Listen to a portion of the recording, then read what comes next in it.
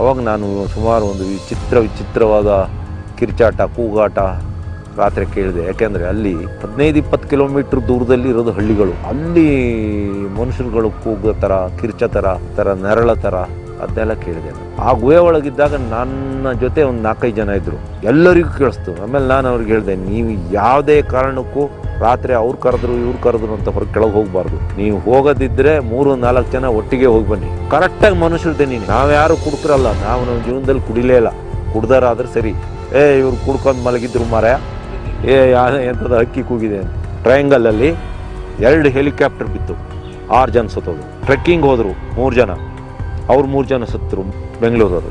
3-9 ಆಯಿತು. ಕಳ್ಸತಿ ಒಬ್ಬ ನಮ್ಮ ಫಾರೆಸ್ಟನ್ನು ಒಬ್ಬ ಒಳ್ಳೆ ಧೈರ್ಯಗಾರ, ಅವನು ಬೆಂಕಿ ಆರ್ಸಕ್ಕೆ ಅಂತ ಹೋಗಿ ಅವನು ಬೆಂಕಿಯಲ್ಲಿ ಸುಟ್ಟು ಸತ್ತೋದ. ನಾನು GPS ಹಿಂಗೆ ಹಿಡ್ಕೋಬೇಕಾರೆ ಸುಮಾರು 200 ಮೀಟ್ರು GPS ಆಫ್ ಆಯಿತು. ಕೆಲವು ಆನೆಗಳು ಮರ ಇಲ್ಲ ಅಂದರೆ ಸುರ್ರ್ ಅಂತ ಸೌಂಡ್ ಮಾಡ್ತವೆ, ಇಲ್ಲ ಕಿವಿ ಪಟ ಪಟ ಪಟ ಬಡ್ಕೊಂತವೆ, ಇಲ್ಲ ಅಂದ್ರೆ ಕೈಕ್ ಅಂತ ಒಂದು ಸೌಂಡ್ ಮಾಡ್ತವೆ, ಅದು ಮಾಡುತ್ತೆ. ಆದರೆ ಈ ಆನೆಗಳಿದಾವಲ್ಲ, ಏನು ಸಿಗ್ನಲ್ ಮಾಡೋಕ್ಕಿಲ್ಲ. ಹತ್ರಕ್ಕೆ ಬಂದ್ಕೊಳ್ಳೆ ಹಿಡಿದು 80 ಆನೆಗಳಿದ್ದಾವೆ. ಆದರೆ ವೆಸ್ಟರ್ನ್ ಘಾಟ್ ಉಂಟಲ್ಲ, ವೆಸ್ಟರ್ನ್ ಘಾಟ್ ಅಂದರೆ ಒಂದೇ ಕಾಡು, ಆದರೆ ಅದ್ರ ಮಧ್ಯದಲ್ಲಿ ನಮ್ಮ ಬಾರ್ಡ್ರ್ಗಳೆಲ್ಲ ಇದೆ. ಈಗ ಮೂಡಿಗೆರೆ ಬಾರ್ಡ್ರಿಂದ ನಾನೊಂದು GPS ಇಟ್ಕೊಂಡು ಈಗ ಒಂದು 10 ವರ್ಷ 11 ವರ್ಷದ ಹಿಂದೆ ಕಾಡೊಳಗೆ 4-5 ರಾತ್ರಿ ಉಳಿದು 4 ದಿವಸ ನಡೆದು ಹೋಗಿದ್ದೆ. 83 ಕಿಲೋಮೀಟ್ರ್ ಪುಷ್ಪಗಿರಿ ನಮ್ಮ ಬಾರ್ಡ್ರ್ವರೆಗೂ ಹೋಗಿತ್ತು. ಅಷ್ಟರೊಳಗೆ ನಾನು ಹೇಳ್ತೀನಿ, ಅಷ್ಟರೊಳಗೆ ಒಂದು ಟೀಮ್ ಇದೆ, ಒಂದು 8-10 ಮರಿ ಹೆಣ್ಣಾನೆದು ಒಂದು ಟೀಮ್ ಇದೆ. ಅವು ವೆಸ್ಟರ್ನ್ ಘಾಟಲ್ಲೇ ಇದ್ದಾವೆ. ಅದ್ರ ಮಧ್ಯದಲ್ಲಿ ಬೇರೆ ಬೇರೆ ಆನೆಗಳು ಅಲ್ಲಿಗೆ ಬಂದು ಹೋಗ್ತಾ ಇರ್ತವೆ. ನಾನು ಟ್ರೆಕ್ಕಿಂಗ್ ಮಾಡೋಕ್ಕೆ ಮತ್ತೊಂದು, ನಾನು ಚಿಕ್ಕಮಗಳೂರು ಬಾರ್ಡ್ರಿಂದ ಕೊಡಗಿನ ಬಾರ್ಡ್ರ್ವರೆಗೂ ನಮ್ಮ ಸಕಲೇಶ್ಪುರದ್ದು ವೆಸ್ಟರ್ನ್ ಘಾಟ್ ಎಷ್ಟು ಉದ್ದ ಇದೆ ನೋಡಬೇಕು ಅಂತ ನಾನು ನನ್ನ ಫ್ರೆಂಡ್ನೆಲ್ಲ ಹಿಡ್ಕೊಂಡು, ಅದೇ ಟೈಮಲ್ಲಿ GPS ಇನ್ನೂ ಮೊಬೈಲ್ಗಳಲ್ಲೆಲ್ಲ ಇರಲಿಲ್ಲ. ನಮಗೆ ದುಬೈಯಿಂದ ಯಾರೋ ನನಗೊಂದು GPS ತಂದು ಕೊಟ್ಟ.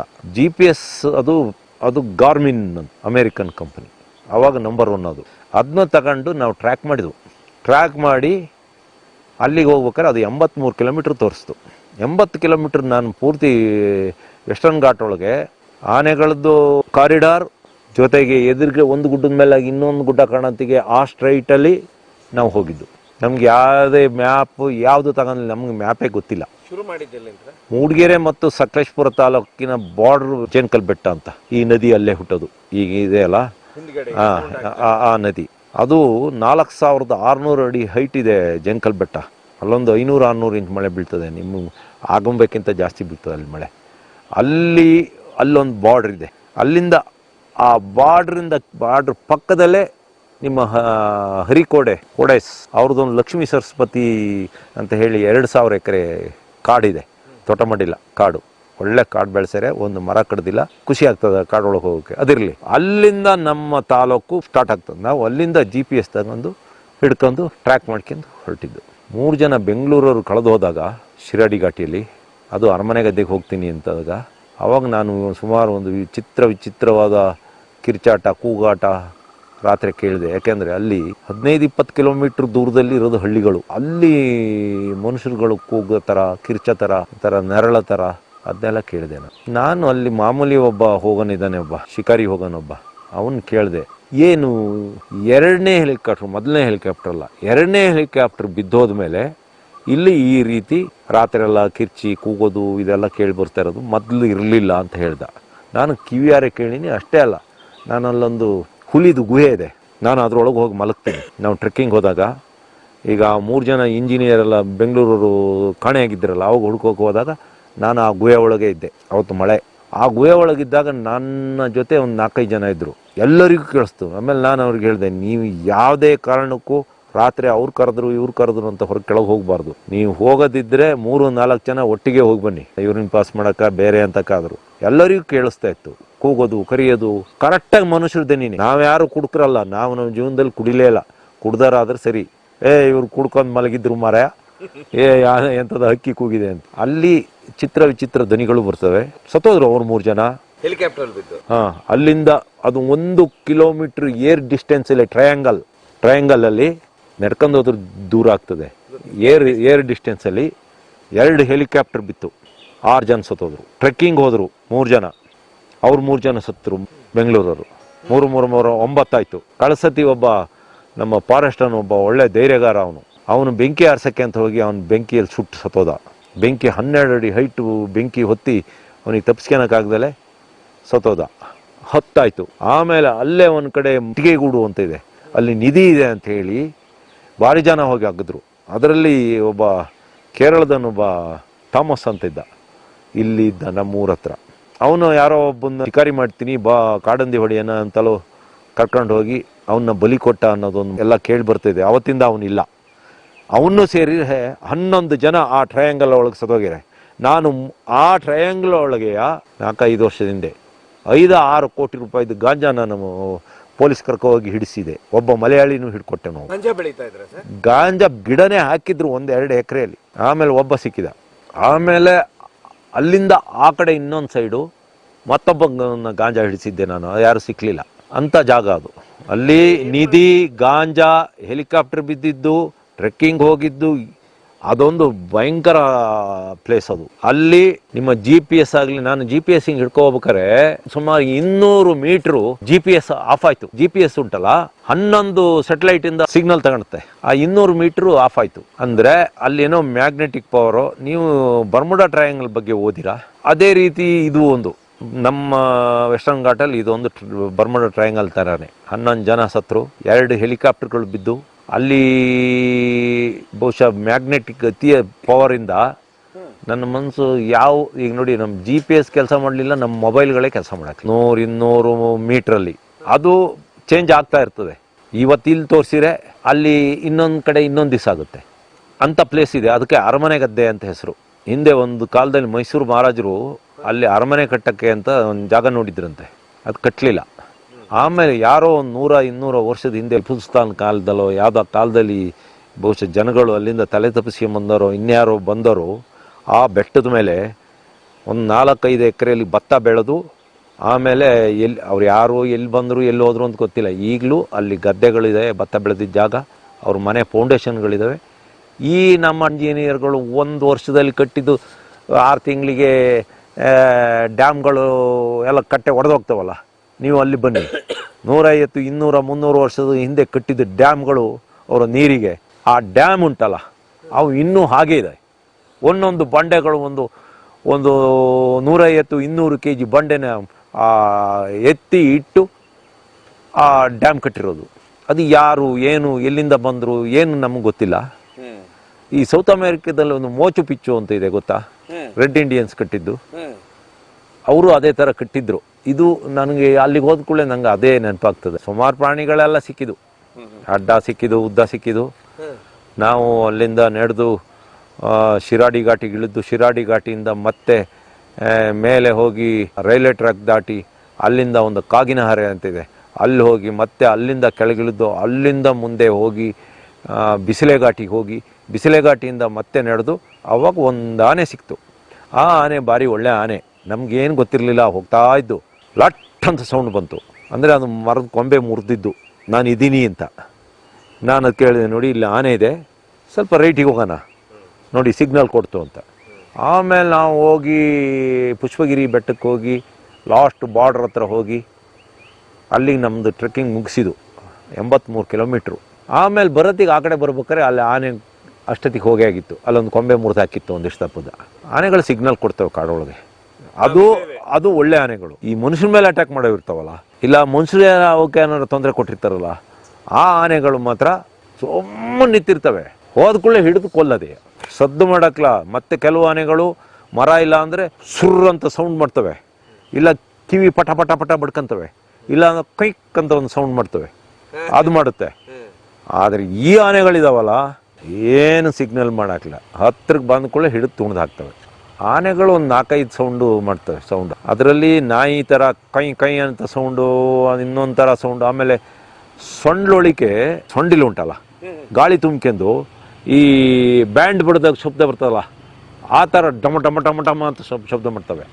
ಹಿಂದೆ ವಾಜಪೇಯಿ ಗೌರ್ಮೆಂಟ್ ಬಂತಲ್ಲ BJP, ಆ ಟೈಮಲ್ಲಿ ಚಂದ್ರಬಾಬು ನಾಯ್ಡು ಸಪೋರ್ಟ್ ಮಾಡಿದ NDAಗೆ. ಅದಾಗಿ 6 ತಿಂಗಳು 1 ವರ್ಷಕ್ಕೆ ಶಿರಾಡಿ ಘಾಟಿಯಲ್ಲಿ 3 ಡ್ಯಾಮ್ ಅದೆಲ್ಲ ಮಾಡಿದ್ದ ಆಂಧ್ರದರೇ, ತೆಲುಗುವರೇ, ಈಗಿರೋದು ಅವರೇ. ಅದರಲ್ಲಿ ಒಂದು, ಇನ್ನು ಉಳಿದವೆಲ್ಲ ನಾವು ಹೇಳೋದು ಸರಿ ಅಲ್ಲ, ಅದರಲ್ಲಿ ಒಂದು ಪಕ್ಕ 100% ಆನೆ ಕಾರಿಡಾರ್. ನೀವು ಎಲ್ಲಿ ತಮಿಳ್ನಾಡು ಇರ್ಬೋದು, ಕೇರಳ ಇರ್ಬೋದು, ಕೊಡಗು ಇರ್ಬೋದು, ಎಲ್ಲಿಂದಲೂ ಬಂದ ಆನೆಗಳು ಪುಷ್ಪಗಿರಿಗೆ ಬಂದು, ಪುಷ್ಪಗಿರಿಯಿಂದ ಬಿಸಿಲೆ ಘಾಟಿಗೆ ಬಂದು, ನಾನೇನು ಇಲ್ಲಿಂದ ನಡೆದೋಗಿದ್ನಲ್ಲ ಟ್ರೆಕ್ಕಿಂಗ್, ಅದೇ ಕಾರಿಡಾರ್. ಪುಷ್ಪಗಿರಿ, ಸೋಮವಾರಪೇಟೆಯಿಂದ ಬರೋ ಗಿರಿಹೊಳೆ, ಅದಾದಮೇಲೆ ನಮ್ಮ ಸಕಲೇಶ್ಪುರ ತಾಲೂಕಿಂದ ಒಂದು ಅಡ್ಡೊಳೆ, ಅದನ್ನು ದಾಟಿ ಮುಂದೆ ಬಂದರೆ ಕಾಗಿನಹೆರೆಯಿಂದ ಕೆಳಗೆ ಇಳಿದ್ರೆ ಎಡಕುಂಬ್ರಿ ಅಂತ ಒಂದು ರೈಲ್ವೆ ಸ್ಟೇಷನ್ ಇದೆ, ರೈಲ್ವೆ ದಾರಿ, ಅಲ್ಲಿ ಇಳಿದು ಅಲ್ಲಿಂದ ಕೆಂಪೊಳೆಗೆ ಬಂದು, ಕೆಂಪೊಳೆ ಅಂದರೆ ಈ ಎತ್ತಿನಹೊಳೆಗೆ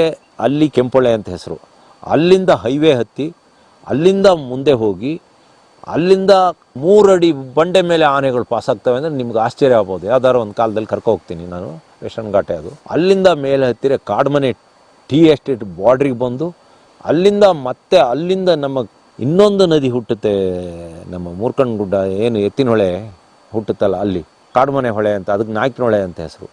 ಆ ನದಿ ದಾಟಿ ಅಲ್ಲಿಂದ ಮಣಿಬಿಕ್ತಿ ದೇವಸ್ಥಾನ ಅಂತ ಒಂದು ದೇವಸ್ಥಾನ ಇದೆ. ಅದು ಮಹಾರಾಜರು ಹಿಂದೆ ಪೂಜೆ ಮಾಡಿದ್ದು, ಅವರು ಮಂದೇವರು ಅಂತ ಹೇಳ್ತಾರೆ. ಅದೆಷ್ಟೋ ಅದು ಬರ್ತಿದ್ರು ಹಿಂದೆ ಅಲ್ಲಿಗೆ ಅಂತ. ಅಲ್ಲಿಗೆ ಹೋಗಿ ಅಲ್ಲಿಂದ ನಮ್ಮದೊಂದು ದೊಡ್ಡ ಕಾಡು ಅಂತಿದೆ. ದೊಡ್ಡ ಕಾಡು ಅಂದರೆ ಅದು ಕಬ್ಬಿನಾಲೆ ಕಾಡು. ಅದು 16,000 ಎಕರೆ ಇರೋದು. ಅಲ್ಲಿಂದ ಇನ್ನೊಂದು ಅಡ್ಡೊಳೆ ಅಂತ ಇದೆ, ಅಲ್ಲಿಗೆ ಇಳಿದು ಅಲ್ಲಿಂದ ಮೇಲೆ ಮುಂದೆ ಜಂಕಲ್ ಬೆಟ್ಟ ದಾಟಿ ಮೂಡಿಗೆರೆ ತಾಲೂಕಿಗೆ ಎಂಟ್ರಾಗ್ತವೆ. ಮೂಡಿಗೆರೆ ತಾಲೂಕು ಚಿಕ್ಕಮಗಳೂರು ಡಿಸ್ಟಿಕ್, ಅಲ್ಲೊಂದು 9 ಗುಡ್ಡ ಅಂತಿದೆ. ಅಲ್ಲಿಂದ ಮುಂದೆ ಅಲ್ಲಿ ಹೋದವು ರೈಟಿಗೆ ತಿರುಗ್ತವೆ. ಲೆಫ್ಟಿಗೆ ಹೋದ್ರೆ ಮತ್ತೆ ಸೌತ್ ಕೆನರಾ ಬಾರ್ಡ್ರ್ ಬರ್ತದೆ, ಇನ್ನು ಧರ್ಮಸ್ಥಳ, ಕೊಕ್ಕಡ, ಇನ್ನೇನೇನೋ ಬರುತ್ತೆ. ಅಲ್ಲಿ ರೈಟಿಗೆ ತಿರುಗಿ ಶಿಶಿಲದ ಹತ್ರ ಬಂದಾಗ ಅಲ್ಲಿ ಎತ್ತಿನ ಭುಜ ಬೆಟ್ಟ ಸಿಗ್ತದೆ. ಎತ್ತಿನ ಭುಜನ ರೈಟ್ ಸೈಡಿಗೆ ದಾಟಿ ಅಲ್ಲಿಂದ ಮೇಲೆ ಹೋದರೆ ನಮ್ಮ ದೇವ್ರ ಮನೆ ಅಂತ ಒಂದು ಕಾಲಭೈರವ ದೇವಸ್ಥಾನ ಬೆಟ್ಟ ಇದೆ. ಆ ಬೆಟ್ಟಕ್ಕೆ ಹೋಗಿ ಅಲ್ಲಿಂದ ಮುಂದೆ ಹೋದರೆ ನಾವು ಚಾರ್ಮುಡಿ ಘಾಟ್ ಇದಲ್ಲ, ಅಲ್ಲಿ ಇಳಿದು ಅಲ್ಲಿಂದ ಮೇಲೆ ಹತ್ತಿ ಮುಂದೆ ಹೋಗಿ ಅಲ್ಲಿಂದ ಬಲ್ಲಾಳರಾಯನ ದುರ್ಗ ಅಲ್ಲಿ ಹೋಗಿ ಅಲ್ಲಿಂದ ಲೆಫ್ಟಿಗೆ ಹೋದರೆ ಕುದುರೆಮುಖಕ್ಕೆ ಹೋಗ್ತವೆ. ಅದು ಆನೆ ಕಾರಿಡಾರ್ ಅಲ್ಲಿವರೆಗೂ. ಇದು ವೆಸ್ಟರ್ನ್ ಘಾಟ್ ಇದು ಮೇಯ್ನ್ ಕಾರಿಡಾರು. ಅದೇನಾಗಿದೆ ಅಂದರೆ ನಮ್ಮ ಕೆಂಪೊಳೆ, ನಮ್ಮ ಶಿರಾಡಿ ಘಾಟಿಯಲ್ಲಿ ಆ ಕಾರಿಡಾರ್ನ ಈ ಹೈಡಲ್ ಪ್ರೊಜೆಕ್ಟ್ ಮಾಡಿ ಅದನ್ನ ಮುಚ್ಚಾಕಿದ್ದಾರೆ. ಆನೆಗಳಿಗೆ ಕಾರಿಡಾರ್ ಇಲ್ಲ. ಆಮೇಲೆ ಚಾರ್ಮುಡಿ ಘಾಟಿಯಲ್ಲಿ ಇತ್ತೀಚೆಗೆ ಒಂದು ಸೋಮನ ಕಾಡು ಅಂತಿದೆ. ಇಲ್ಲಿಂದ ಹೋದ ಆನೆಗಳು ಚಾರ್ಮುಡಿ ಘಾಟಿಯ ಹೇರ್ಪಿನ್ ಕರ್ವ್ಸ್ ಎಲ್ಲ ಇದೆಲ್ಲ, ಅಲ್ಲಿ ಕೆಳಗೆ ಬಂದಾಗ ಒಂದು ಲೆವೆಲ್ ಜಾಗ ಬರ್ತದೆ, ಅದು ಸೋಮನ ಕಾಡು. ಅಲ್ಲಿ ಸ್ವಲ್ಪ ಟ್ರೈಬ್ಸ್ ಇದ್ದಾರೆ ಒಂದು ಕಾಡು ಒಳಗೆ ಇದ್ದಾರೆ ಚಾರ್ಮುಡಿ ಘಾಟಿಯಲ್ಲಿ, ಮಲೆ ಕುಡಿಯರು. ಅವರ ಊರ ಹತ್ರ ಬಂದ ಆನೆಗಳು ನಮ್ಮ ದೇವ್ರ ಮನೆ ಗುಡ್ಡದಿಂದ ಬೆಟ್ಟದಿಂದ ಇಳಿದವು. ಅಲ್ಲಿ ದೇವ್ರ ಮನೆ ಬೆಟ್ಟ ಅಂದರೆ ಅಲ್ಲೊಂದು ಕಾಟಿಹಾರ ಅಂತಿದೆ. ಕಾಟಿಹಾರ ಅಂದರೆ ಒಂದು ಅಗ್ಲ ಒಂದು ಕಲ್ಲಲ್ಲಿ, ಅಂದರೆ ಭೂಮಿ ಲೆವೆಲ್ ಇರೋ ಕಲ್ಲು ಮೇಲೆ ಏನು ಕಾಟಿ ಅಂತೀವಲ್ಲ, ಕಾಡ್ಕೋಣ, ಅದು ಗೌರ್ ಅಂತೀವಲ್ಲ, ಅದ್ರದ್ದು ಹೆಜ್ಜೆಗಳು ಮೂಡಿ ಬಂದವೆ ಆ ಕಲ್ಲು ಮೇಲೆ. ಅದು ಮನುಷ್ಯರು ಕೆತ್ತಿರೋದೇ ಇಲ್ಲ, ಬೇರೆ ಅದು ಏನಾರಾಗಲಿ, ಅಲ್ಲಿ ಕಾಟಿಹಾರ ಅಂತೀವಿ. ಆ ಕಾಟಿಹಾರದಿಂದ ಕೆಳಗಿಳಿದ್ರೆ ಸೋಮನ ಕಾಡಿಗೆ ಬರ್ತೀವಿ. ಸೋಮನ ಕಾಡು ಏನು ಆನೆ ಕಾರಿಡಾರ್ ಇದೆ, ಅಲ್ಲಿ ಒಂದು ಡ್ಯಾಮ್ ಆಗ್ತಾ ಇದೆ ಈಗ, ಆಯ್ತದು. ಅದು ಕಾರಿಡಾರ್, ಎಲಿಫೆಂಟ್ ಕಾರಿಡಾರ್ ಕಟ್ ಆಗಿದೆ. ಅದು ಪುಷ್ಪಗಿರಿಯಿಂದ ಬಂದ ಕಾರಿಡಾರ್ ಅದು ಕಟ್ಟಾಗಿದೆ. ಇಲ್ಲಿ ಶಿರಾಡಿ ಘಾಟಿಯಲ್ಲಿ ಕಟ್ಟಾಗಿದೆ. ಅಲ್ಲ, ಈ ಡ್ಯಾಮ್ ಕಟ್ಟಿರೋದು ರಸ್ತೆಗೆ, ಕಾರಿಡಾರಿಗೆ ಕಟ್ಟಿರೋದು. ನಾನು ಅಲ್ಲೊಂದು 3 ಕಾರಿಡಾರ್ಗಳೆಲ್ಲ ಇದ್ದು ನನ್ನ ಸ್ವಂತ ಜನ ಎಲ್ಲ ಕರ್ಕೊಂಡು ಹೋಗಿ ಅಲ್ಲಿ ಇಳಿಯಲ್ಲೆಲ್ಲ, ಆಮೇಲೆ ನಾನೇ ಕೆಲಸ ಮಾಡಿಸಿಕೊಟ್ಟೆ. ಕೆಲವು ಕಲ್ಲು ಬಂಡೆ, ಚಿಕ್ಕ ಬೇರ್ಗಳು ಎಲ್ಲ ಇದ್ದು. ಅಷ್ಟೊತ್ತಿಗೆ ಈ ಶಿರಾಡಿ ಘಾಟ್ ಏನು ನ್ಯಾಷನಲ್ ಹೈವೇಗೆ ಅಂತ ಬಾಕ್ಸ್ ಇದು ಬಂತು, ಚಿರಂಡಿ ಅಂತ ಮಾಡ್ತಾರಲ್ಲ, ಅದು ಮಾಡಿದರು. ಅದು ಕಷ್ಟ ಆಯಿತು. ಆಮೇಲೆ ಒಂದಿಷ್ಟು ಸ್ವಲ್ಪ ಸುತ್ತಿಗೆ ತಗೊಂಡೋಗಿ ಬಾಕ್ಸ್ ಚಿರಂಡಿ ಸೈಡ್ ಇರ್ತದಲ್ಲ, ಕಟ್ಟಿರ್ತಾರಲ್ಲ, ಅದನ್ನೆಲ್ಲ ಹೊಡೆದಾಕಿ ಬಂದೆ. ಅಲ್ಲಿ ತಿರುಗ್ತವೆ ಆನೆಗಳು. ಆದರೆ ಅದಲ್ಲ, ಅದು ಮೇಯ್ನ್ ಕಾರಿಡಾರ್. ನಾನು ಈಗ ಹೇಳಿದ್ನಲ್ಲ, ಅದೇ ಕಾರಿಡಾರ್. ಚಾರ್ಮುಡಿ ಘಾಟಿ ಕಾರಿಡಾರ್ ಕಟ್ಟಾಯಿತು. ಈಗ ಏನಾರು ಹೊಸದಾಗಿ ಒಂದು ಕಾರಿಡಾರ್ ಮಾಡಿರ್ಬೇಕು. ಆದರೆ ಮೊನ್ನೆ ಏನು ನಾವು ಅಲ್ಲಿ ಬೈರಾ ಅಂತ ಒಂದು ಆನೆಗೆ ಹೆಸರಿಟ್ಟಿವೋ, ಆ ಆನೆ ಮೊನ್ನೆ ಎಲ್ಲೋ ಬಂದು ಇಳಿದಿದ್ದೊಂದು ವಿಡಿಯೋ ಎಲ್ಲ ವೈರಲ್ ಆಯಿತು. ಅದು ಎಲ್ಲೋ ಒಂದು ಇಷ್ಟೇ ಥರ ಇದರಿಂದ ಇಳಿದು ಎಲ್ಲಿ ಹೋಗೋದು ಅಂತ ರೋಡಲ್ಲಿ ನಿಂತ್ಕೊಂಡು ನೋಡ್ತಾ ಇತ್ತು. ಅದಕ್ಕೆ ಮೇಯ್ನ್ ಕಾರಣನೇ ಕೆಳಗಡೆ ಡ್ಯಾಮ್ ಕಟ್ಟಿರೋದು ಸೋಮನ ಕಾಡು ಕೆಳಭಾಗದಲ್ಲಿ. ನೋಡಿ, ಲೆಫ್ಟ್ ಸೈಡು ನದಿ ಬಂಡೆಗಳು, ರೈಟ್ ಸೈಡು ಬೆಟ್ಟದ ಇಳಿಜಾರು. ಎಲ್ಲಿ ಕಾರಿಡಾರ್ ಹೋದ್ಮೇಲೆ ಎಲ್ಲಿ ಹೋಗೋದು ಆನೆಗಳು? ಕಳಸತಿ ನಾನು ಅಲ್ಲಿದ್ದಾಗಲೇ ಏನವರು ಡ್ಯಾಮ್ ಮಾಡಿದ್ದಾರೆ, ಆ ಡ್ಯಾಮ್ನ ಪಕ್ಕ ಒಂದು ಶೆಡ್ ಹಂಗೆ ಮಾಡಿದ್ದಾರೆ. ಶೆಡ್ ಪಕ್ಕದಲ್ಲೇ ಒಂದು ಗಂಡಾನೆ ಪಾಸ್ ಆಯಿತು. ಅದು ಎಲ್ಲಿ ಹೋಗೋದು? ಅದು ಸ್ವಲ್ಪ ಧೈರ್ಯ ಇರೋ ಆನೆ ಅವ್ರದ್ದು ಇದ್ರೊಳಗೆ ಬಂತು. ಆದರೆ ಗಂಡಾನೆಗಳು ಏನು ಬರ್ತಾ ಇದ್ದಾವೆ, ಹೊಸ ಆನೆಗಳು, ಕಾರಿಡಾರ್ ಕಟ್ಟಾಗಿ. ಹೆಣ್ಣಾನೆಗಳು ಇಲ್ಲಿ ಹಾಸನ ಇಲ್ಲಿ ಇರೋ ಆನೆಗಳು ಅವುಗಳ ಆಹಾರ ಅಭ್ಯಾಸನ ಬದಲಾಯಿಸಿವೆ. ಏನು ಕಾಡಲ್ಲಿ ವೆಸ್ಟರ್ನ್ ಘಾಟಲ್ಲಿ ಆನೆಗಳು ತಿನ್ನೋ 21 ಜಾತಿ ಸಸ್ಯಗಳಿದಾವೆ, ಎಲ್ಲ ಇದಾವೆ. ಆದರೆ ಇವುಗಳು ಆಹಾರ ಅಭ್ಯಾಸನೇ ಬದಲಾವಣೆ ಆಗಿದೆ. ಇವಕ್ಕೆ ನೋಡಿ, ಇವು ಟೈಮ್ ಟೇಬಲ್ ನಾನು ಹೇಳ್ತೀನಿ. August, September, October, November. October ಟೈಮಲ್ಲಿ ಆಲೂರು ಬಾರ್ಡ್ರು, ನವಂಬರ್ ಟೈಮಲ್ಲಿ ಆಲೂರು ಬಾರ್ಡ್ರು ಮತ್ತು ಬೇಲೂರು ಬಾರ್ಡ್ರಿಗೆ ಹೋಗ್ತವೆ. ಅಲ್ಲಿಗೆ ನಮ್ಮ ಮಲೆನಾಡು ಸ್ಟಾಪ್ ಆಗ್ತದೆ. ಅಲ್ಲಿಂದ ಬಯಲುಸೀಮೆ ಶುರುವಾಗ್ತದೆ. ಆ ಟೈಮಲ್ಲಿ ಜೋಳ ಬರುತ್ತೆ. ಜೋಳ ಏನು ಕಡಿಮೆ ಅಲ್ಲ, ಕಿಲೋಮೀಟರ್ ಗಟ್ಟಲೆ 1,000-2,000 ಎಕರೆಯಲ್ಲಿ ಬೆಳೀತಾರೆ. ಮುಸುಗಿನ ಜೋಳ ಅಂತ ಇಷ್ಟಪ್ಪ ಬರುತ್ತಲ್ಲ, ಅದು ಬೆಳೆಯೋದು. ಇಲ್ಲಿ ಮೆಕ್ಕೆಜೋಳ ಬೆಳೆಯಲ್ಲ, ಜೋಳ ತಿಂತವೆ. ಅಲ್ಲಿಂದ ಈ ಕಡೆ ಬರೋದೇ ಇಲ್ಲ. ಈಗ ನೋಡಿ, ಅಲ್ಲಿ ಜೋಳ ಮುಗೀತು, ಜೋಳ ಬಲಿತು, ಜೋಳ ತಿನ್ನಲ್ಲ ಇವು. ಜೋಳ ಬಲಿತೀಗ ತಿನ್ನೋದೇ ಇಲ್ಲ. ನಾನು ಮೊನ್ನೆ ಅಲ್ಲಿ ಹೋದಾಗ ನಾನು ಮರದ ಮೇಲೆ ಕೂತ್ಕೊಂಡಿದ್ದೆ. ನನ್ನ ಪಕ್ಕಕ್ಕೆ ಜೋಳ ತೋಟದಲ್ಲಿ ಬಂದು 15 ಆನೆ ನಿಂತ್ಕೊಂಡು ಒಂದೇ ಒಂದು ಜೋಳ ತಿನ್ನಲಿಲ್ಲ ಅಂದರೆ ಅದು ಗಟ್ಟಿ ಅಂತೆ. ಅದು ತಿಂದರೆ ಹೊಟ್ಟೆ ಒಳಗೆ ನೀರು ಕುಡಿತಾವಲ್ಲ, ಹೊಟ್ಟೆ ದಪ್ಪ ಆಗ್ತದಂತೆ. ಒಂಥರ ಒಂದು ವಾರ ಅವಕ್ಕೆ ಫುಡ್ಡೇ ಬೇಡಂತೆ. ಹಾಗಾಗಿ ಅವು ತಿನ್ನಲ್ಲ. ಆ ಎಳೆ ಜೋಳ ಅಲ್ಲಿಗೆ ಆಯ್ತಾ. ಈಗ ಜೋಳ ಮುಗೀತು. ನವಂಬರ್ವರೆಗೂ ಆಲೂರಲ್ಲಿದ್ದವು ಆನೆಗಳು. ಆಲೂರು ಬಾರ್ಡ್ರ್, ಹಾಚಗೋಡನಹಳ್ಳಿ ಅಂತಲೇ ಒಂದು ಊರಿದೆ, ಅಲ್ಲಿಗೆ ನಮ್ಮ ಮಲೆನಾಡು ಕಾಫಿ ತೋಟ ಸ್ಟಾಪು. ಅಲ್ಲಿಂದ ಬಯಲುಸೀಮೆ ಜೋಳ ಅಲ್ಲಿದ್ದು. ಆಮೇಲೆ ಬೇಲೂರು, ಬಿಕ್ಕೋಡು ಭಾಗದಲ್ಲಿ ಆನೆಗಳಿದ್ದು. ಅಲ್ಲಿ ಕಾಡೇ ಇಲ್ಲ. ಮೊನ್ನೆ ನಾನು ಒಂದು ದಿವಸ ಹೋದಾಗ 40 ಆನೆ 2 ಎಕರೆ ಮರದ ಕೆಳಗೆ ನಿಂತಿದ್ದು ಬಿಸಿಲು ಇದರಲ್ಲಿ. ಅಲ್ಲಿ ಮುಗೀತಲ್ಲ, ಅಲ್ಲೂ ಮುಗಿದ ಕೂಡಲೇ ಅವಕ್ಕೆ ಗೊತ್ತು. ನವಂಬರ್ ಎಂಡಿಂದ ಡಿಸೆಂಬರ್ವರೆಗೂ ಈ ನಮ್ಮ ಸಕಲೇಶ್ಪುರ ಭಾಗದಲ್ಲಿ, ಸಕಲೇಶ್ಪುರದಿಂದ ಇನ್ನು ಸಕಲೇಶ್ಪುರ ತಾಲೂಕೆ ಅಂತ ಇಟ್ಕೊಳ್ಳಿ, ಭತ್ತ ಬಂತು ಅಂತ. ಈಗ ನೋಡಿ ಆನೆಗಳು ಯಾರನ್ನಾರು ಕೇಳಿ, ಬೇಲೂರು ಭಾಗದಲ್ಲಿ, ಆಲೂರು ಭಾಗದಲ್ಲಿ ಆನೆ ಇದಾವ ಅಂತ. ಎಲ್ಲ ನಮ್ಮ ಸಕಲೇಶ್ಪುರ, ನಮ್ಮ ಹೇಮಾವತಿ ಬಾರ್ಡ್ರಲ್ಲಿ 40-50 ಆನೆಗಳು ಬಂದು ಸೇರ್ಕೊಂಡಿದ್ದಾವೆ. ಹೋಗಲ್ಲ ಅವು, ಇನ್ನೂ ಹೋಗಲ್ಲ. ಆಮೇಲೆ ಅಲ್ಲಿ ನೀರಿಲ್ಲ ಕುಡಿಯೋಕ್ಕೆ, ಬಿಸಿಲು ಜಾಸ್ತಿ. ಅಲ್ಲಿ ಜೋಳ ಮುಗೀತು. ಈಗ ಇಲ್ಲಿಗೆ ಬಂದಾಯ್ತು. ಈಗ ಆಗಿರೋದಿಷ್ಟೇ, ಸಕಲೇಶ್ಪುರ ತಾಲೂಕಲ್ಲಿ ಆಗಿರೋದಿಷ್ಟೇ.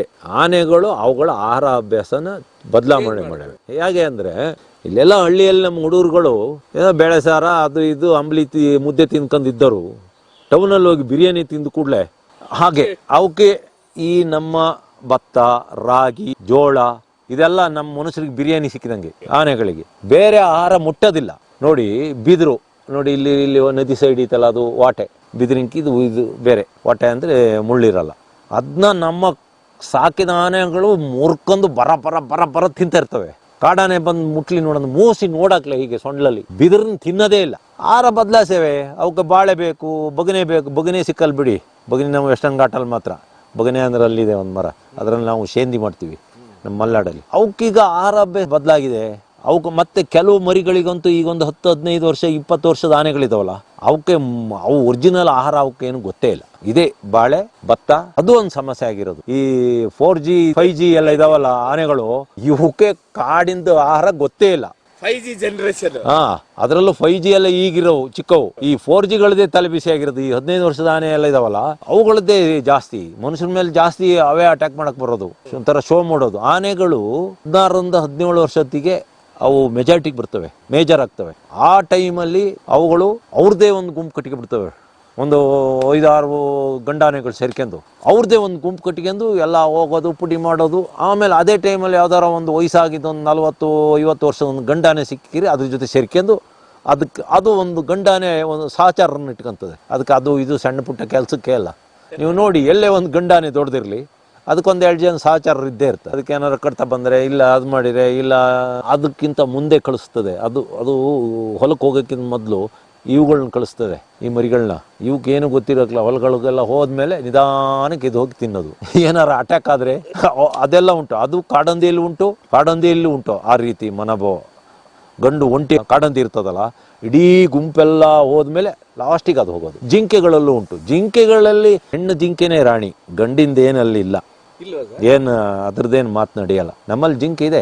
ಒಂದು ಕಾಲದಲ್ಲಿ 5-4 ಜಿಂಕೆಗಳಿದಿತ್ತು. ನಾವು ಆಮೇಲೆ ಇಲ್ಲಿ ಯಾರು ಶಿಕಾರಿ ಮಾಡಬಾರ್ದು ಜಿಂಕೆನ ಅಂತ ಎಲ್ಲ ಹೇಳಿ ಕೆಲವ್ರದ್ದು ಬೇಯಿಸ್ತಿದ್ದು ಪಾತ್ರೆ ಗೀತ್ರೆನೆಲ್ಲ ಫಾರೆಸ್ಟ್ರಿಗೆ ಹೇಳಿ ಹಿಡಿಸಿದ ಮೇಲೆ ಈಗ ನಮ್ಮ ಹತ್ರ 40-50 ಜಿಂಕೆ ಇದೆ ಇಲ್ಲಿ.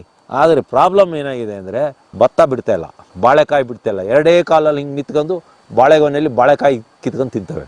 ಅದೊಂದು ಸಮಸ್ಯೆ ಇದೆ. ಆನೆಗಳಲ್ಲಿ, ಜಿಂಕೆಗಳಲ್ಲಿ, ಕಾಡಂದಿಗಳಲ್ಲಿ ಎಲ್ಲ ಹೆಣ್ಣೆ ಲೀಡ್ರು. ಹೆಚ್ಚು ಕಡಿಮೆ 7-8 ವರ್ಷದ ಹಿಂದೆ, 7-8 ವರ್ಷ ಆಗಿರ್ಬೋದು, ಬಯಲುಸೀಮೆ ಅರಸೀಕೆರೆಗೂ ಒಂದು ಒಂಟಿ ಆನೆ ಬಂದ್ಬಿಡ್ತು. ಸಿಕ್ಕಿದವ್ರನ್ನೆಲ್ಲ ಸಾಯಿಸಕ್ಕೆ ಶುರು ಮಾಡ್ತು. ಒಬ್ಬ ಪಾಪದನ ಅವನು ಆನೆ ಜೀವನದಲ್ಲಿ ಕಂಡೇ ಇಲ್ಲ. ಇವನು ಒಂದು ಚಿಕ್ಕದೊಂದು ಮನೆ ಮಾಡ್ಕೊಂಡು ಜೋಳ ಕಾಯ್ತಾ ಇರ್ತಾನೆ. ರಾತ್ರಿ ಲಟ ಅಂತ ಮುರಿದು ತಿಂತಾ ಇರ್ತದೆ. ಇವನು ಹೋಗಿ ಒಂದು ದೊಣ್ಣೆ ತಗೊಂಡು ಆನೆಗೆ ಸೇರಿ ಹೊಡಿತಾನೆ ಹಿಂಭಾಗಕ್ಕೆ ದೊಣ್ಣೆಲಿ. ಇವನು ಯಾವುದೋ ಕೋಣನ ಎಂಥದ್ದು ಎಮ್ಮೆ ಅಂತ ತಿಳ್ಕೊಂಡಿರ್ಬೋದು. ಹೊಡೆದ ಕೂಡಲೇ ತಿರುಗಿ ಅವನ್ನ ಯಾವ ರೀತಿ ಸಾಯಿಸಿತ್ತು ಅಂದರೆ, ಅವನು ಒಂದು ಕಾಲನ್ನ ಮೆಟ್ಟಿ ಇನ್ನೊಂದು ಕಾಲನ್ನ ಸೊಂಡ್ಲಲ್ಲಿ ಕಿತ್ತು ಬಿಸಾಕಿರ್ತದೆ. 2 ಪೀಸ್ ಮಾಡಿರ್ತದೆ. ಒಟ್ಟಿಗೆ 8-10 ಜನನ ಸಾಯಿಸ್ತದೆ. ಅದು ಅರಸೀಕೆರೆಯಿಂದ ಮುಂದೆ ಒಂದು ನಾಗಪುರಿ ಅಂತ ಒಂದು ಕಾಡಿದೆ. ನೀವು ನಾಗಪುರಿ ಕಾಡು ನೋಡ್ಬೇಕು. ಅದು 16,000 ಎಕರೆನೇನ. ಬಂಡೆಗಳು, ಬಂಡೆ ಬರೀ ಬಂಡೆಗಳೇ ಆ ಬೆಟ್ಟದಲ್ಲಿ. ಅದರಲ್ಲಿ ಯಾರೋ ಒಬ್ಬ ಅಲ್ಲೊಂದು ಶಿವ ದೇವಸ್ಥಾನ ಇದೆ ಹಳೇದು. ಅದಕ್ಕೆ ರಸ್ತೆ ಇರಲಿಲ್ಲ. MLA ಇದಾರಲ್ಲ ಈಗ ಅರಸೀಕೆರೆ MLA ಶಿವಲಿಂಗೇಗೌಡರು ಅದಕ್ಕೊಂದು ರಸ್ತೆ ಮಾಡಿಸ್ಬಿಡ್ತಾರೆ. ಆಮೇಲೆ ಅಲ್ಲಿ ಬಂದು ಒಂದು ಈ ಆನೆ ಬಂದು ಸೇರ್ಕೆ ಬಿಡ್ತದೆ. ನಂದೊಂದು ಆಫ್ ರೋಡ್ ಜೀಪ್ ಇದೆ, ಸ್ವಲ್ಪ ಸ್ಪೆಷಲ್ ಜೀಪ್, ದೊಡ್ಡ ಟೈರು, ಅದು ಚೆನ್ನಾಗಿದೆ. ಅದಕ್ಕೊಂದು ಇಸುಜು ಇಂಜಿನ್, ಇಸುಜು ಗೇರ್ ಬಾಕ್ಸ್ ಎಲ್ಲ ಹಾಕಿದ್ದೆ. ಒಳ್ಳೆ ಪವರ್ ಇಂಜಿನ್ ಅದು. ಅದನ್ನ ತಗೊಂಡು ನಾನು ಹೋದೆ ಆನೆ ಹಿಡಿಯೋಕ್ಕೆ ಅಂತ. ಅಷ್ಟೊತ್ತಿಗೆ ಕ್ಯಾಂಪಲ್ಲಿತ್ತು. ಕ್ಯಾಂಪ್ ಒಳಗೆ ನಾವು ಸೇರ್ಕೊಂಡು ಸಾಕಿದ ಆನೆಗಳು ಜನ ಇರಲಿಲ್ಲ. ಅಭಿಮನ್ಯು, ನಮ್ಮ ಗಜೇಂದ್ರ, ಇನ್ನೊಂದೆರಡು ಆನೆ. ನಾನು ದಾರಿ ತಪ್ಪಿ ಸೀದಾ ಬೆಟ್ಟದ ಮೇಲೆ ಹೋದೆ. ಅಲ್ಲಿ ನೋಡ್ತೀನಿ ರೋಡಲ್ಲೇ ಒಬ್ಬ ಟ್ರ್ಯಾಕ್ಟರ್ ನಿಲ್ಸ್ಕೊಂಡು ಫುಲ್ಲು ಟೈಟಾಗಿ ಆ ಸೀಟ್ ಮೇಲೆ ಮಲಗಿಬಿಟ್ಟಾನೆ. ಆಮೇಲೆ ನಾನು ಮೇಲೋದನು ಮತ್ತೆ ಬಂದೆ ಅದೇ ರೋಡ್, ಅದು ಆನೆ ತಿರ್ಗದ ದಾರಿ. ನಾನು ಅಲ್ಲಿ ಲದ್ದಿ ಎಲ್ಲ ನೋಡಿದೆ, ಕಾಡನೆದು ಲದ್ದಿ ನೋಡಿದ್ದೆ. ಆಮೇಲೆ ಫಾರೆಸ್ಟ್ನವ್ರಿಗೆ ಹೇಳಿದೆ ಕ್ಯಾಂಪಲ್ಲಿ, ಹೀಗೀಗೆ ಅಲ್ಲೊಬ್ಬಿದ್ದಾನೆ, ಬೆಳಗ್ಗೆ ಹೊತ್ತಿಗೆ ಆನೆ ಸಾಯಿಸ್ತದೆ, ಮತ್ತೆ ಇಡೀ ಊರವರೆಲ್ಲ ನಿಮ್ಮ ಬಿಡಲ್ಲ ಅಂತ. ಇವ್ರು ಒಂದು ಜೀಪ್ ತಗೊಂಡೋಗಿ ಅವನ್ನ ಕರ್ಕೊಬಂದು ಕ್ಯಾಂಪಲ್ಲಿ ಮಲಗಿಸಿರು. ಎಣ್ಣೆ ಹೊಡೆದು ಟ್ರ್ಯಾಕ್ಟರ್ ಸೀಟ್ ಮೇಲೆ ಮಲಗೇನೆ. ನಾನು ಹೇಳಿಸ್ದೆ ಹೇಳಲೇ ಇಲ್ಲ. ಆಮೇಲೆ ಇವ್ರು ಹೋಗಿ ಅವನ್ನ ನೇತಾಕೊಂಡು ಬಂದರು. ಅಷ್ಟೊತ್ತಿಗೆ ಏನಾಯ್ತು, ರಾತ್ರಿ ಆನೆಗಳ ಕ್ಯಾಂಪಲ್ಲಿ ಗಲಾಟೆ ಶುರು ಆಯ್ತು. ಆನೆಗಳದ್ದು ಅಭಿಮನ್ಯುಗೂ ಮದ ಬಂದಿತ್ತು. ಇದ್ದಕ್ಕಿಂತಂಗೆ ಗಲಾಟೆ, ಕೂಗಾಟ, ಕಿರ್ಚಾಟ ಎಲ್ಲ ಶುರು ಆಯ್ತು ಜನಗಳದ್ದು. ಏನು ಅಂತ ಎದ್ದೋಡಿದ್ರೆ ಸಕ್ಕರೆ ಬೈಲಿಂದ ಒಂದು ಟಸ್ಕರ್ ತಂದಿದ್ರು, ಒಂದು ಗಂಡಾನೆ. ಆ ಸ್ಮೆಲ್ಲಿಗೆ ಇದಕ್ಕೆ ಸಿಟ್ಟು ಬಂದು ಹೋಗಿ ಅದಕ್ಕೆ ಹೊಡೆದಾಯ್ತು ಒಂದೇಟು ಅಭಿಮನ್ಯು. ಅದು ಫೈಟ್ ಮಾಡ್ಬೇಕಾದ್ರೆ ಅವ್ರು ಏನೇನೋ ಮಾಡಿ ಅಭಿಮನ್ಯನ್ನು ಅದನ್ನು ಬೇರೆ ಮಾಡಿರು. ಅದನ್ನ ತಗೊಂಡೋಗಿ ಒಂದು ಅರ್ಧ ಕಿಲೋಮೀಟರ್ ದೂರದಲ್ಲಿ ಕಟ್ಟಿರು. ನಾನೇ ಅಂತ ತಿಳ್ಕೊಂಡೆ ಕಾಡಾನೆ ಫೈಟಿಗೆ ಬಂದಿದೆ ಅಂತ. ಆಮೇಲೆ ಬೆಳಿಗ್ಗೆ ಎದ್ದೆ, ಯಾರೋ ಒಬ್ಬ ಒಳ್ಳೆ ಶಿಸ್ತಾಗಿ ನಮಸ್ಕಾರ ಸರ್ ಅಂದ. ಯಾರು ಅಂತ, ಯಾರು ಅಂದೆ. ಅಷ್ಟೊತ್ತಿಗೆ ಹೇಳಿದ್ರು, ರಾತ್ರಿ ತಂದು ಮಲಗಿಸಿರಲ್ಲ ನೀವು ಅಲ್ಲಿ ಟ್ರ್ಯಾಕ್ಟರ್ ಮೇಲೆ ಟೈಟ್ ಆಗಿದ್ನಲ್ಲ ಇವನೇ ಅಂತ. ಇವನಿಗೆ ಯಾರೋ ಹೇಳ್ಬಿಟ್ಟಾರೆ, ಇವರು ನಿನ್ನ ರಾತ್ರಿ ಕರ್ಕೊಬರೋಕ್ಕೆ ಕಾರಣ, ಇಲ್ಲ ಅಂದ್ರೆ ನೀನು ಸತ್ತೋಗ್ತಿದ್ದೆ, ಸಾಯಿಸ್ತಿತ್ತು ಅಂತ. ಆಮೇಲೆ ಬೆಳಗ್ಗೆ ನಾಗಪುರಿ ಬೆಟ್ಟ ಅಲ್ಲಿ ಎಲ್ಲ ಹುಡುಕಿದ್ವು ನಾವು. ಏನಂದ್ರು ಆನೆ ಇಲ್ಲ.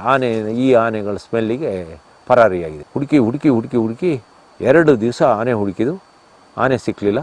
ಬೆಳಗ್ಗೆ ಒಂದು ಫೋನ್ ಬಂತು ನಮ್ಮ ಚಟಿಯಪ್ಪ ಅವರಿಗೆ, ಆನೆ ತಿಪ್ಟೂರು ಮತ್ತು ಅರಸೀಕೆರೆ ಬಾರ್ಡ್ರಲ್ಲಿ ಒಂದು ಕೆರೆ ಒಳಗಿದೆ ಅಂತ. ಹೋದು ಜೀಪ್ ತಗೊಂಡು ಹೋದು ಅಲ್ಲಿಂದ 8 ಕಿಲೋಮೀಟರ್ ದೂರನೇನ. ಅಷ್ಟೊತ್ತಿಗೆ ನೋಡ್ತೀವಿ ಆನೆ ಕೆರೆ ಒಳಗಿತ್ತು. ಸ್ವಲ್ಪ ಹೊತ್ತಿಗೆ ಆನೆ ಇಲ್ಲ. ನಾನು ಹೋಗಿ ಒಂದು ಕಾಡು ಸೈಡಲ್ಲಿ ನಿಂತ್ಕೊಂಡಿದ್ದೆ. ಅದೇ ಟೈಮಲ್ಲಿ ನಮ್ಮ ಈ ಇವರಿದಾರಲ್ಲ ಹುಡುಗರು, ನಾಗರಹೊಳೆ ಹುಡುಗರು, ನನ್ನಿಂದ ಒಂದು 50 ಮೀಟರ್ ದೂರದಲ್ಲಿ ತೋರಿಸಿದ, ಸರ್ ಅಲ್ಲಿ ನೋಡಿ ಕಾಡು ಅಲ್ಲಾಡ್ತಿದೆ, ಆನೆ ಬರ್ತಿದೆ ಅಂತ. ಗಿಡ ಶೇಕ್ ಆಗ್ತಾ. ನಾನು ನೋಡಿದೆ, ನನಗೆ ಕಾಣಲೇ ಇಲ್ಲ ಅದು ಎಲ್ಲ ಅಲ್ಲಾಡ್ತಿದೆ ಅಂತ. ಅವರೆಲ್ಲ ಕಾಡಲ್ಲಿ ಬೆಳೆದಾರಲ್ಲ, ಸರ್ ನೀವು ಇಲ್ಲಿ ನಿಂತಿರಿ, ಡೇಂಜರು, ಬನ್ನಿ ಅಂತ. ನಾನು ಕಾಡು ಸೈಡಲ್ಲಿ ನಿಂತಿದ್ದೆ. ಒಂದು ಹುಣಸೆ ಮರ ಹತ್ತನ ಅಂತ ನೋಡಿದೆ. ನನ್ನ ವೆಯ್ಟಿಗೆ ಹತ್ತಕ್ಕೆ ಆಗ್ತಿರ್ಲಿಲ್ಲ. ನಾನು ಅವಾಗ ಸುಮಾರು ದಪ್ಪ ಇದ್ದೆ. ನಾನು 120 kg ಇದ್ದೆ ಅವಾಗ. ಆಯ್ತಾ, ಮರ ಹತ್ತಕ್ಕೆ ನನ್ನ ಕೈಯಲ್ಲಿ ಸಾಧ್ಯನೇ ಇಲ್ಲ. ಯಾರು ಏಣಿಗೆ ಇಟ್ಕೊಡ್ಬೇಕಿತ್ತು. ಏನಾರಾಗಲಿ ಸವಾಸ್ ಬೇಡ ಅಂತ ನಾನು ರೋಡಲ್ಲೇ ಹೋಗಿ ನಿಟ್ಕೊಂತೀನಿ. ನಾನು ಎಲ್ಲಿ ನಿಂತಿದ್ದೆ ಅಲ್ಲೇ ಬಂದು ತಲೆ ಹೊಡಿಸ್ಬಿಡ್ತು ಆನೆ. ಕಪ್ಪು ಆನೆ, ಒಂದು ಕೋರೆ ಮೇಲೆ ಒಂದು ಕೋರೆ ಕೆಳಗಡೆ. ನಾನು ಫೋಟೋ ತೆಗೆದೆ. ನಮ್ಮ ಹುಡುಗರೆಲ್ಲ ತೆಂಗಿನ ಮರ ಒಳ್ಳೆ ಮಂಗ ಹತ್ತಿದಂಗೆ ಹತ್ತಿಬಿಟ್ರು ತೆಂಗಿನ ಮರ. ನಾನು ಒಬ್ಬನೇ ಒಂಟಿ ಆದೆ. ನಾನು ಓಡಿದೆ. ನಾನು ಫೋಟೋ ತೆಗೆದೆ. ನನ್ನೊಂದು ಒಳ್ಳೆ ಕ್ಯಾಮ್ರಾ ಇತ್ತು. ಫೋಟೋ ತೆಗೆದು ಎಲ್ಲರಿಗೂ ತೋರಿಸ್ದೆ, ನೋಡಿ ಆನೆ ಅಂತ. ಯಾರೂ ಆನೆ ಮುಖ ನೋಡಿರಲಿಲ್ಲ. ಆ ಆನೆಗೊಂದು ಚಟ ಇತ್ತು, ದಿನೆಲ್ಲ ಹೋಗಿ ನೀರೊಳಗೆ ನಿಲ್ಲೋದು. ಒಳ್ಳೆ ಫುಡ್ ಅದಕ್ಕೆ. ಒಳ್ಳೆ ಟೊಮೊಟೊ ಅಂತೆ, ಇದು ಕಬ್ಬು. ಇಲ್ಲಿ ಬಯಲುಸೀಮೆಯಲ್ಲಿ ಸಿಕ್ಕಿದಷ್ಟು ಒಳ್ಳೆ ಫುಡ್ ನಮ್ಮಲ್ಲೆಲ್ಲಿ ಸಿಕ್ಕಲ್ಲ. ನಮ್ಮಲ್ಲೇ ಬರೀ ಕಾಫಿ ತೋಟ, ಅದರಲ್ಲಿ ಎಂತ ತಿಂತವೆ, ಕಾಫಿ ಹಣ್ಣು ತಿಂತವೆ. ಈಗ ತಿನ್ನಕ್ಕೆ ಶುರು ಮಾಡಿದ್ದಾವೆ, ಅದಿರಲಿ. ಆಮೇಲೆ ಅಷ್ಟೊತ್ತಿಗೆ ಒಬ್ಬ ಬಂದ ನನ್ನ ಹತ್ರ. ಸರ್ ಅಂದ. ಏನು? ನನ್ನ ಜೊತೆ ಇದ್ದವನು ಒಬ್ಬ ಕಾಣ್ತಾ ಇಲ್ಲ. ಯಾರು ಅವನು ರಿಟೈರ್ಡು ರೇಂಜರ್ ಮಗ. ಏನಾಯಿತು? ಸರ್ ಅಲ್ಲಿ ಅದು ಸ್ನಾನ ಮಾಡ್ತಿತ್ತು, ನೀರೊಳಗಿತ್ತಲ್ಲ ಕೆರೆಯಲ್ಲಿ, ಅವನು ವಿಡಿಯೋ ಮಾಡ್ತಾ ಇದ್ದ. ಆಮೇಲೆ ನಾನು ಓಡಿ ಬಂದೆ, ಆನೆ ಬಂದೇ ಬಿಡ್ತು ನದಿ ಕೆರೆಯಿಂದ ಹತ್ತಿ. ಹಂಗಾರೆ ಬೇಡ ಅವ್ನು ಸತ್ತೋದ ಅಂದೇನು. ಅದೇನಾಗಿದೆ, ಈಗ ವಿಡಿಯೋ ಮಾಡ್ತಾ ಇದ್ನಲ್ಲ, ಆನೆ ಬರೋದು ಅಲ್ಲಿ ಎದುರಿಗೆ ಬರೋದು ನೋಡಲಿಲ್ಲ, ಇದ್ರೊಳಗೆ ನೋಡ್ತಾ ಇದ್ದ. ಆನೆ ಬಂದು ಬಂದು ಬಂದು ಆ ಕೆರೆ ದಡ ಹತ್ತಿ ಒಂದು ತುಣಿದು ಸಾಯಿಸ್ತು. ತಿಪ್ಟೂರು ಬಾರ್ಡ್ರು ಕೆರೆಯಲ್ಲಿ ಯಾವ ಕೆರೆ, ಯಾವ ಅಲ್ಲೊಂದು ಕೆರೆ, ಅದೊಂದು ಊರ ಹೆಸರು ಮರ್ತೋಯ್ತು ನನಗೆ, ನಾನೆಲ್ಲ ಡೈರಿಯಲ್ಲಿ ಬರೆದು. ಬಾರ್ಡರ್ ಅಲ್ಲಿ ತಿಪ್ಟೂರು ಅರಸೀಕೆರೆ ಬಾರ್ಡ್ರು. ಇವೊಂದು ಊರು ಅಲ್ಲೇ ಆಚೆ, ಕೆರೆಯಿಂದ ಆಚೆ ಕಡೆ. ಕೆರೆ ಒಳಗೆ ಆನೆ ನೋಡಿದ್ನಲ್ಲ, ಇವನು ಅದನ್ನ ವಿಡಿಯೋ ಮಾಡ್ತಾ ಇರೋದು. ಇವನು ಆನೆ ನೋಡಲೇ ಇಲ್ಲ, ಅವನೇ ನೋಡಿದ್ದು ಇವನು ಇದ್ರೊಳಗೆ ಕ್ಯಾಮ್ರಾದೊಳಗೆ ಬಂದು ತುಣಿದ ಸಾಯಿಸ್ತು. ಆವಾಗ ನನ್ನ ಎದುರಿಗೆ ನಾನು ನೋಡಲಿಲ್ಲ. ನಾನು ಅಲ್ಲಿ ಅವನ ಜೊತೆ ಇದ್ದನು ಓಡಿ ಬಂದು ನನಗೆ ಹೇಳಿದ್ನಲ್ಲ, ದೂರ ಕೊಟ್ಟನಲ್ಲ, ಹಾಗಾದ್ರೆ ಸತ್ತೋದ, ನೀನು ಹೋಗಬೇಡ, ಸತ್ತು ಹೋಗಿರ್ತಾನೆ ಅಂತ. ಅವನ್ನೇನು ಬಿಟ್ಟಿರೋದಿಲ್ಲ ಅಂತ. ಅಷ್ಟೇ ಅವನು ಸಾಯಿಸಿ ನಾನು ನಿತ್ತರಲ್ಲಿ ಬಂದಿದ್ದೆ ನನ್ನ ಮೇಲೆ ಅಟ್ಯಾಕ್ ಮಾಡೋಕ್ಕೆ. ಅಂಥ ಹುಚ್ಚ ಆನೆ ನಾನು ನೋಡಲೇ ಇಲ್ಲ. ಅದಕ್ಕೆ ನೋಡಿ, ನಾವು ಇಲ್ಲೆಲ್ಲ ಆನೆಗಳು ನೋಡ್ತೀವಿ, ಅಕಸ್ಮಾತ್ ಎದುರಿ ಸಿಕ್ಕಿರೆ ಸಾಯಿಸಿ ಹೋಗ್ತವೆ. ಇದು ಆಗಲ್ಲ. ಎಲ್ಲೆಲ್ಲಿ ಮನುಷ್ಯರು ಕಾಣ್ತಾರೆ ಅವ್ರನ್ನೆಲ್ಲ ಅಟ್ಟಿಸ್ಕೊಂಡು ಹೋಗಿ ಸಾಯಿದೆ. ಈಗಾಗಲೇ 11 ಜನ ಸಾಯಿಸಾಗಿತ್ತು. ಬೆಳಿಗ್ಗೆ ಅವನು ಸಾಯಿಸಿದ್ದು, ನಾನು ನಿತ್ತಲ್ಲಿಗೆ ಬಂದಿದೆ. ಆಮೇಲೆ ಅಷ್ಟೊತ್ತಿಗೆ ಏನಾಯಿತು, ಆನೆ ಅಲ್ಲಿ ಕೆರೆಗೆ ಹೋಗೋದು, ಇಲ್ಲಿ ಬರೋದು, ನಮ್ಮ ಹತ್ರ ಬಂದು ಒಂಥರ ಶೋ ಮಾಡೋದು, ಆ ಕಡೆ ಈ ಕಡೆ ತಿರುಗೋದು. 9 ಗಂಟೆಯಲ್ಲಿ ಬೆಳಿಗ್ಗೆ 9 ಗಂಟೆಯಲ್ಲಿ ಅದು ಮಾಡ್ತಾ ಇರೋದು ಅದೆಲ್ಲ. ಆಟನ ಹಾಂ, ಕಾಡಾನೆ ಸಲಗನೆ. ಒಂದು 24 ವರ್ಷದ ಆನೆ ಇರ್ಬೋದು. ಕಪ್ಪು ಇದೆ ಆನೆ. ಕೊರೆಗಳು ಮೇಲೆ ಒಂದೊಂದು ಅರ್ಧ ಅಡಿ ಕೊರೆ ಅಷ್ಟೇ. ಅದ್ರ ಲೆಕ್ಕಕ್ಕೆ ಆಗಲೇ 11 ಜನ ಜಮಾ ಆಗಿ ಹೋಗಿದ್ದಾರೆ, ಸತ್ತೋಗಿ ಆಗಿದೆ. ಆಮೇಲೆ ಈಗ ಕ್ಯಾಂಪಿಗೆ ಫೋನ್ ಮಾಡಿದರೆ ಅವನು ಯಾರೋ ಒಬ್ಬ ತರಲೆ ಉಸ್ತುವಾರಿ ವಹಿಸ್ಕೊಂಡು ಹಾಸನದಲ್ಲಿ ಮಲಗೇನೆ. ಅವನು ಫೋನ್ ಎತ್ತಾ ಇಲ್ಲ. ಆನೆಗಳನ್ನ ಕರ್ಕೊಬರೋಕ್ಕೆ ಲಾರಿ ಇಲ್ಲ. ಆನೆ ಬಂದಿಲ್ಲ. 8 ಕಿಲೋಮೀಟರ್ ದೂರದಿಂದ ಆನೆ ಬರ್ಬೇಕು. ಆನೆ ಕರ್ಕೊಬರೋಕ್ಕೆ, ಅಭಿಮನ್ಯನ ಗಜೇಂದ್ರನ ಕರ್ಕೊಬರೋಕ್ಕೆ 8 ಕಿಲೋಮೀಟರ್ ದೂರದಿಂದ ಅವನ್ನ ನಡ್ಸ್ಕೆ ಬರ್ಬೇಕು. ಪಾಪ ಆ ಬಿಸಿಲಲ್ಲಿ, ಬಯಲುಸೀಮೆ ಬಿಸಿಲು, ನಮ್ಮ ಮಲೆನಾಡು ಬಿಸಿಲಿಗೂ ಬಯಲುಸೀಮೆ ಬಿಸಿಲಿಗೂ ಭಾರಿ ವ್ಯತ್ಯಾಸ ಇರಿದೆ. ನಮ್ಮ ಮಲೆನಾಡಿನ ಮಧ್ಯಾಹ್ನದ ಬಿಸಿಲು, ಅವ್ರದ್ದು ಬೆಳಗ್ಗೆ ಬಿಸಿಲು. ಪಾಪ ಆನೆ ಅಂತೂ ನಡ್ಕೊಂಡು ಬಂದು 8 ಕಿಲೋಮೀಟರ್ ನಡ್ಕೊಂಡು ಸುಸ್ತಾಗಿ ಬಂದು ಅವಕ್ಕೊಂದು ಸ್ವಲ್ಪ ಅರ್ಜೆಂಟ್ ನೀರು ಕೊಟ್ಟು, ಅಲ್ಲೊಂದು ಪಾಳು ಬಿದ್ದಿದ್ದು ಬಾಳೆ ತೋಟ, ಅದರೊಳಗೆ ಆನೆ ಹೋಯ್ತು. ನಾವು ನೋಡ್ತಲೇ ಇದ್ದು ಹೋಯ್ತು. ಪಾಳು ಬಿದ್ದಿದೆ ಅಂದ್ರೆ ಎಷ್ಟೋ ವರ್ಷ ಆಗಿದೆ ಪಾಳು ಬಿದ್ದು. ಅಂದ್ರೆ ನೀವು ಕ್ಯಾಂಪ್ ಬಿಟ್ಟು ಮೊದಲೇ ಟ್ರ್ಯಾಕ್ ಮಾಡ್ಲಿಕ್ಕೆ ಬಂದಿದ್ದೀರಾ ಇಲ್ಲಿಗೆ? ಬೆಳಿಗ್ಗೆನೆ ಅಲ್ಲಿ ಆನೆ ಇದೆ ಅಂದ್ಕೂಳೆ ನಾವು ಅಲ್ಲಿಂದ ಕ್ಯಾಂಪಿಂದ ಸೀದಾ ಜೀಪೆಲ್ಲ ತಗೊಂಡು ಬಂದ್ವಲ್ಲ. ನಮಗೆ ನಾವು ಬಂದಿರೋದು 6:30-7 ಗಂಟೆಗೆ. 7 ಗಂಟೆಯಿಂದ 10 ಗಂಟೆವರೆಗೆ ಬರೀ ಶೋ ಮಾಡ್ತಾ ಇದೆ ಅದು. ಆಮೇಲೆ ನೋಡಿ, ಕೆರೆಯಲ್ಲಿ ಸ್ನಾನ ಮಾಡ್ತಾ ಇತ್ತು. ನಾನು ಮುಂದಕ್ಕೆ ಹೋಗಿ ನಿಂತ್ಕೊಂಡಿದ್ದೆ. ನಾನು ಹ್ಯಾಟ್ ಹಾಕಿದ್ದೆ. ನನ್ನನ್ನೇ ಹೀಗೆ ನೋಡ್ತು. ನನಗೆ ಅನ್ನಿಸ್ತು, ಇದು ನನ್ನ ಏನೋ ಟಾರ್ಗೆಟ್ ಮಾಡ್ತಾ ಇದೆ ಅಂತ. ಕೆರೆ ಒಳಗಿಂದ ಅಲ್ಲಿ ಮನುಷ್ಯರು ಬೇರೆಯವರೆಲ್ಲ ದೂರದಲ್ಲಿದ್ದರು. ನಾನು ಕೆರೆ ಏರಿಗೆ ಹೋಗಿ ನಿಂತೆ. ನೀರೊಳಗಿಂದ ಅದು ನಾನು ಅಟ್ಟಿಗೆ ಬರ್ಬೇಕಾದ್ರೆ ಓಡ್ಬೋದು ಅಂತ. ನಾನು ಫೋಟೋ ತೆಗೆದಾದ್ಮೇಲೆ ಮತ್ತೆ ಕೆರೆಗೆ ಹೋಯ್ತು ಸ್ನಾನ ಮಾಡೋಕ್ಕೆ. ಕೆರೆ ಅದಕ್ಕೆ ಒಟ್ಟಾರೆ ದಿನದಲ್ಲಿ ಅರ್ಧ ದಿನ ನೀರೊಳಗೆ ಇರೋದಂತೆ. ಅದು ನೀರೊಳಗಿದ್ದು ಅದರದ್ದು ಈ ಕಾಲು, ಈ ತೊಡೆ ಭಾಗದಲ್ಲೆಲ್ಲ ಒಂಥರ ಸುಕ್ಕು ಕಟ್ಟಿದಂಗಾಗಿತ್ತು. ಅದಕ್ಕೆ ಅದೊಂಥರ ಅದಕ್ಕೊಂದು ನೀರು ಇಷ್ಟ ಅಂತ ಕಾಣ್ತದೆ. ಆಮೇಲೆ ಅಂತೂ ಕೊನೆಗೆ ಆನೆ ಬಂದಾಯಿತು.